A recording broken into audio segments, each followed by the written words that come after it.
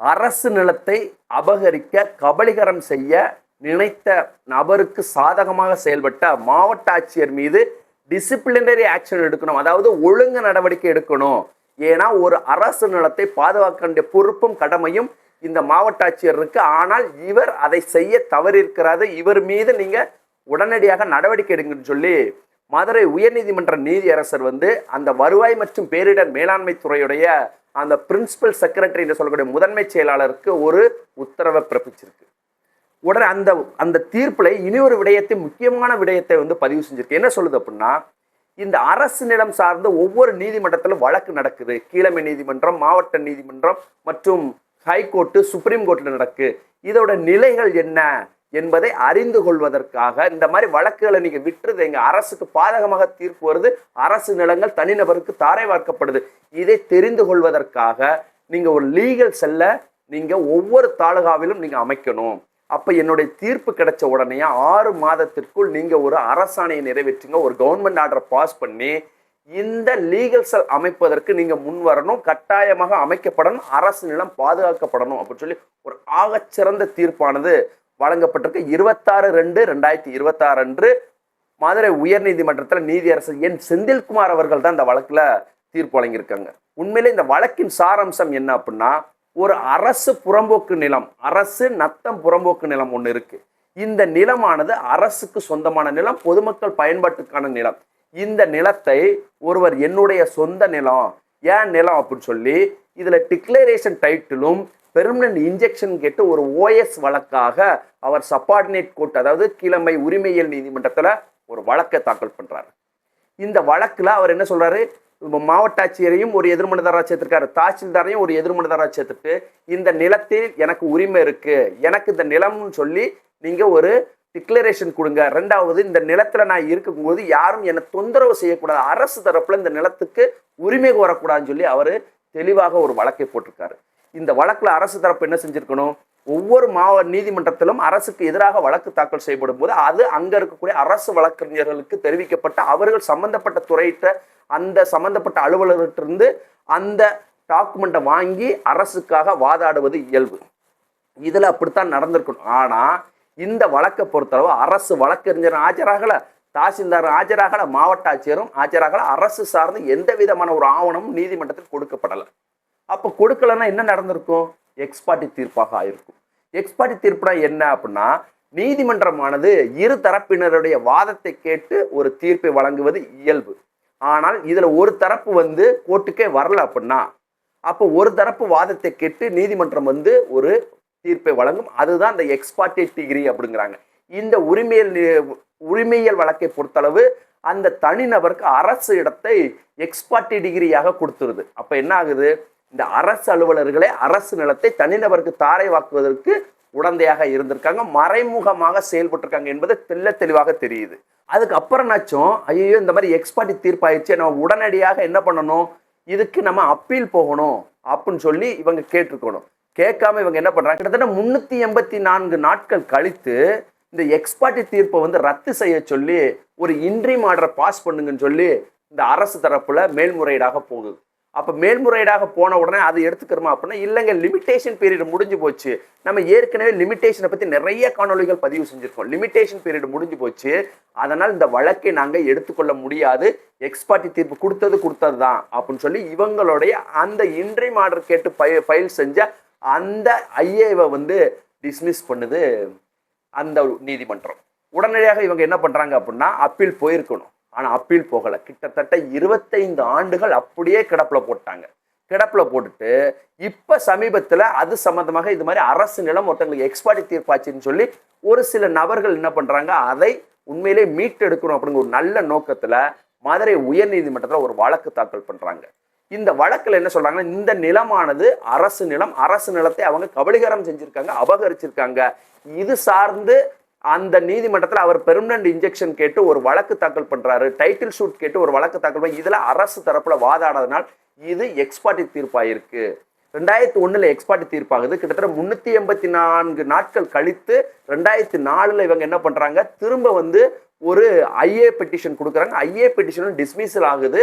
அதுக்கப்புறம் அப்படியே விட்டுட்டாங்க. 20 வருடங்களாக இந்த நிலத்தை அரசு மீட்டெடுப்பதற்கு எந்த ஒரு நடவடிக்கை எடுக்கப்படலை, முன் வரல அப்படின்னு சொல்லிட்டு இந்த வழக்கு தாக்கல் படுது. இதை பார்த்தோன்னே நீதிபதி செமையா கடுப்பாயிட்டு அவர் என்ன சொல்றாரு அப்படின்னா, இந்த வழக்குல உடனடியாக இந்த வருவாய் மற்றும் பேரிடர் மேலாண்மை துறையின் பிரின்சிபல் செக்ரட்டரிய உடனே இந்த வழக்குல சேருங்க அப்படின்னு சொல்லி சோமோட்டாக அவங்கள வந்து இந்த வழக்குல சேர்க்கிறாங்க.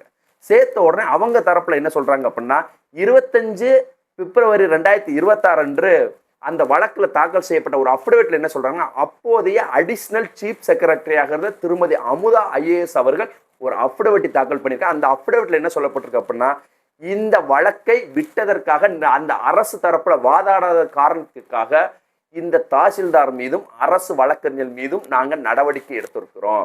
அதாவது இந்த டிஸ்ட்ரிக்ட் கலெக்டர் நாங்க விட்டுட்டோம், ஏன்னா அவர் ஐஏஎஸ் கேடர், அதனால அவர் மீது நாங்க நடவடிக்கை எடுக்கல. இதற்கு பொறுப்பு வந்து தாசில்தாரும் இந்த அரசு வழக்கறிஞரும், அதனால அவங்க மீது நாங்க நடவடிக்கை எடுத்துட்டோம். காரணம் என்னன்னா, தாசில்தார் வந்து இந்த ரெக்கார்டோடைய கார்டியன், ரெக்கார்டை பார்க்கக்கூடிய கஸ்டடியன், இந்த ரெக்கார்டு எல்லாமே அவர்கிட்ட தான் இருக்கும். அவர் தான் இதுக்கு வாதாடி இருக்கணும். மாவட்ட ஆட்சியரை சேர்த்திருந்தாலும் இதுக்கு ஆஜராகி முழு ஆவணங்களையும் கொடுக்க வேண்டிய பொறுப்பும் கடமையும் தாசில்தார்ட்ட இருக்கு அப்படின்னு சொல்லி இவங்க தரப்புல ஒரு அஃபிடவிட்டை ஃபைல் பண்றாங்க. இதை அந்த நீதிபதி என் செந்தில்குமார் அவர்கள் ஏற்றுக்கொள்ளல. என்ன சொல்றாங்க அப்படின்னா, நல்லா பாருங்க, அந்த வழக்குல அவங்க என்ன கேட்டிருக்காங்க, முதலாவதாக பார்ட்டியாக மாவட்ட ஆட்சியரை சேர்த்திருக்காங்க, அதுக்கப்புறம் தான் தாசில்தாரை சேர்த்திருக்காங்க. நீங்க தாசில்தார் மீது நடவடிக்கை எடுத்தது சரிதான், அந்த அரசு வழக்கறிஞர் மீது நடவடிக்கை எடுத்தது சரிதான், ஆனால் ஏன் மாவட்ட ஆட்சியரை நீங்க காப்பாத்துனீங்க? மாவட்ட ஆட்சியர் மீது தானே நீங்க நடவடிக்கை எடுத்திருக்கணும். ஒரு மாவட்ட ஆட்சியர் வந்து இந்த வழக்கு என்னங்கிறத பார்த்து ஆராய்ஞ்சு உடனடியாக தாசில்தாருக்கு ஒரு உத்தரவு பிறப்பிச்சிருக்கலாம், இல்ல அரசு வழக்கறிஞரை கூப்பிட்டு இந்த வழக்கை நடத்துங்கன்னு சொல்லியிருக்கலாம். என்னங்க நடந்திருக்கு? நீங்கவே தாசில்தார் மீது நடவடிக்கை எடுத்துட்டோம்னு சொல்லிட்டு இந்த வழக்கு, இந்த கோப்பை வந்து மூட பாக்குறீங்க. அப்படியெல்லாம் முடியாதுங்க.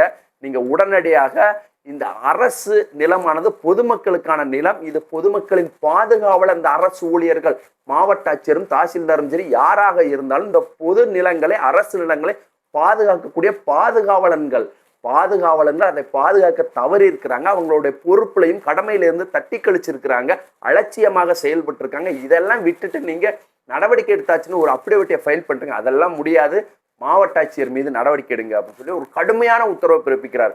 உண்மையிலேயே மாவட்ட ஆட்சியர் மீது நடவடிக்கை எடுக்க சொல்லி இந்த கேட்கக்கூடிய ஒரு அந்த தீர்ப்பை வந்து உண்மையிலேயே நம்ம வந்து சந்தோஷமா தான் நமக்கு இருக்கு. அடுத்து இதுல ஒரு 5 வகையான ஒரு உத்தரவு பிறப்பிச்சிருக்கிறாரு. இந்த வழக்குல முதலாவதாக என்ன உத்தரவு பிறப்பிக்கிறார் அப்படின்னா, டிஸ்ட்ரிக்ட் கலெக்டர் மீது டிசிப்ளின் ஆக்ஷன் கட்டாயம் எடுக்கணும். அதாவது இந்த வருவாய் மற்றும் பேரிடர் மேலாண்மை துறையின் பிரின்சிபல் செக்ரட்டரி இந்த வழக்கில் ஆஜராகாத மாவட்ட ஆட்சியர் மீது நீங்க கட்டாயமாக துறை ரீதியான நடவடிக்கை எடுக்கணும். அதுவும் அந்த 2001 இருந்த மாவட்ட ஆட்சியர் மீது எடுக்கணும் அப்படிங்கிறாங்க. இரண்டாவது உத்தரவாக என்ன சொல்றாங்க அப்படின்னா, அனைத்து மாவட்டங்களுக்கும் ஒரு கவர்மெண்ட் ஆர்டரை நீங்க பாஸ் பண்ணணும். என்ன பாஸ் பண்ணணும் அப்படின்னா, இந்த அரசுக்கு எதிராக வழக்குகள் வரும்போது என்ன செய்யணும், அந்த டியூட்டி அண்ட் ரெஸ்பான்சிபிலிட்டி என்ன, அந்த அரசு அலுவலர்களுடைய டியூட்டி அண்ட் ரெஸ்பான்சிபிலிட்டி, யாரெல்லாம் அரசு எதிர்த்து ஒரு வழக்கு போடுறாங்களோ அதற்கு இவங்க எந்த மாதிரி ஒரு ஆவணத்தை சமர்ப்பிக்கணும், எந்த மாதிரி நடவடிக்கை எடுக்கணும் என்பதற்கான நீங்க ஒரு வரைவை வந்து ரெடி பண்ணுங்க. டியூட்டி அண்ட் ரெஸ்பான்சிபிலிட்டி என்ன அப்படிங்க. இந்த எக்ஸ்பார்ட்டி ஆகும்போது எந்த மாதிரி நடவடிக்கையை மேற்கொள்ளணும், எப்படி அப்பீல் போகணும், இதுல அடுத்த கட்ட நகர்வு எப்படி நோக்கி போகணும், ரெண்டாவது இந்த விட்னஸ் ஸ்டேட்மெண்ட் எப்படி கொடுக்கணும், மேல்முறையீடு என்ன பண்ணணும், இதுக்கான டைம் லிமிட் என்ன என்பதை அதை நீங்க தெளிவாக ஒரு வரைவாக நீங்க வந்து எல்லா மாவட்டத்திற்கும் நீங்க கொடுங்க. அதையும் தாண்டி பணியில் அலட்சியமாக செயல்பட்டால் அதே நேரத்தில் அவங்க மீது டிசிப்ளின் ஆக்ஷன் எடுப்பதற்கும் அதில் நீங்க குறிப்பிடுங்க.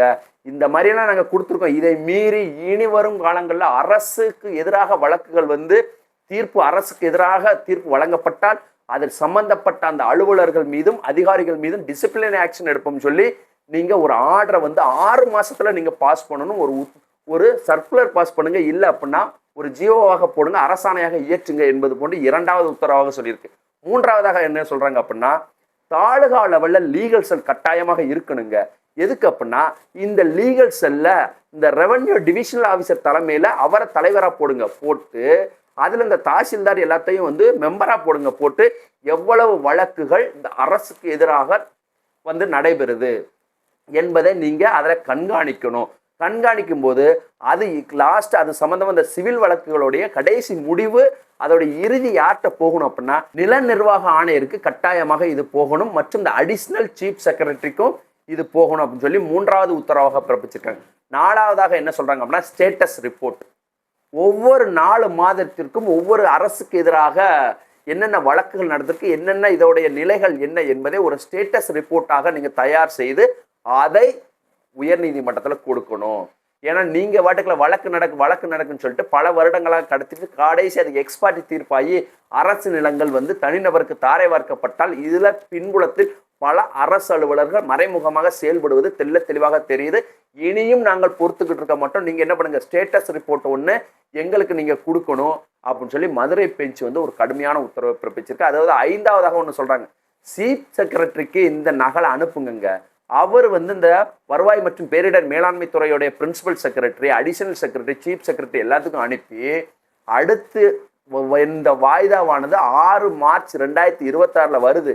அதுக்குள்ள இதெல்லாம் நடவடிக்கை எடுத்துட்டாங்களா என்பதை இங்க தாக்கல் பண்ண சொல்லுங்க. என்ன நிலையில இருக்கு, நம்ம ஆர்டர் பாஸ் பண்ண சொல்லியிருக்கோம், லீகல் செல் அமைக்க சொல்லியிருக்கோம், இந்த கலெக்டர் மேல டிசிப்ளினரி ஆக்ஷன் எடுக்க சொல்லுங்க. இதெல்லாம் நடைமுறையில வந்துருமா வராதா என்பது சம்பந்தமான அவங்க தரப்பு வாதத்தை 16 மார்ச் 2026 தெரிவிக்கணும். இந்த வழக்கானது அந்த 16 மார்ச் 2026 ஒத்திவைக்கப்படுது அப்படின்னு சொல்லி ஒரு ஆகச்சிறந்த ஒரு தீர்ப்பை வழங்கியிருக்காங்க. உண்மையிலேயே இது போன்ற ஒரு சில நீதியரசர்கள் இருக்க போய் தான் இந்த அரசு நிலமானது காப்பாற்றப்படுது. இல்லை அப்படின்னா அரசு அலுவலர்கள் உண்மையிலே நான் திரும்ப நம்ம இதைத்தான் சொல்றோம்.